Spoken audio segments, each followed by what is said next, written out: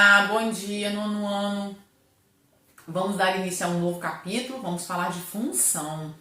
Bom, o que é? Esse assunto fala sobre o que no nosso cotidiano, no nosso dia a dia?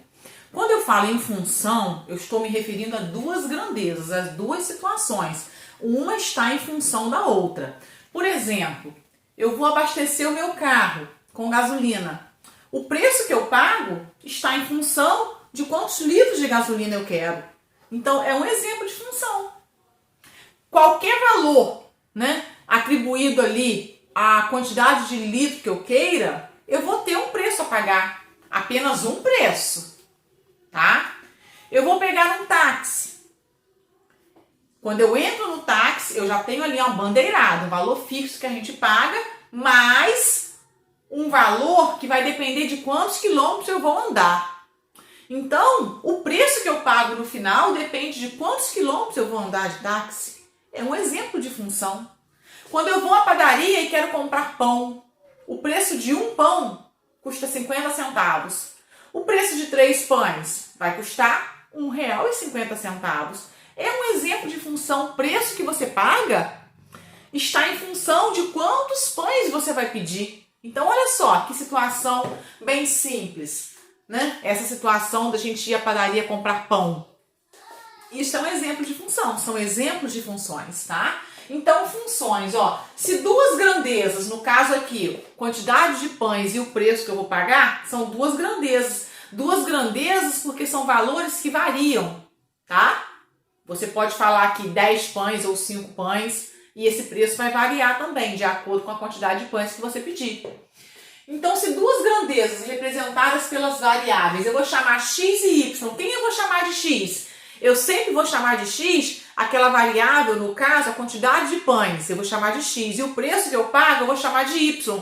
Y é sempre a variável que ela é dependente, ela depende de quantos pães você vai pedir. Então, o y vai sempre depender do x. Eu digo que o y é a variável dependente e o x é a variável independente. Estão relacionadas de modo que a cada valor de x está associado um único valor de y. O que quer dizer isso daqui? Para cada valor de x, eu vou ter apenas um preço. Então, se eu quero 2 pães, eu vou ter uma opção só para pagar, é um preço só. Dizemos que y é dado em função de x. Uma função é uma regra que associa a cada x um único y. Então, aqui é a definição do que é função. Eu vou continuar aqui com vocês falando desse exemplo do pão, tá? Que é um exemplo bem simplesinho. Para eu mostrar para vocês que toda função a gente pode representar ela através de uma lei, tá? Por exemplo, se eu quero um pão, eu vou pagar 50 centavos por ele. Se eu quero 2 pães, eu vou pagar R$1.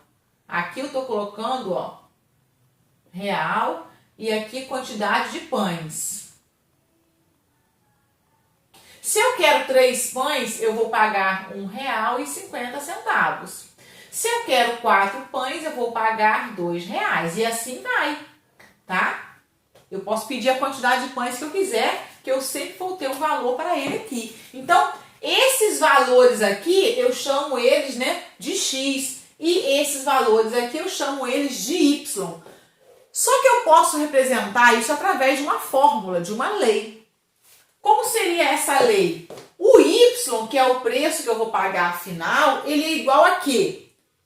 Ele é igual a 0,50, porque 50 centavos, vezes x. Olha só, isso aqui é uma lei. A lei dessa situação que eu acabei de falar com vocês. Olha quem é o meu x aqui, o número 1. Tá? Eu quero um pão, então eu vó substituir o número 1 aqui, 1 vezes 0,50, vai dar 50 centavos. Se eu quero 2 pães, então eu vou colocar no lugar do meu x aqui o número 2. Quando eu multiplicar 2 por 0,5 ou 0,50, vai ser igual a 1. Quando eu pegar aqui, eu quero 3 pães e eu colocar aqui no lugar do meu x o número 3, quando eu multiplicar por 0,50, eu vou ter 1,50.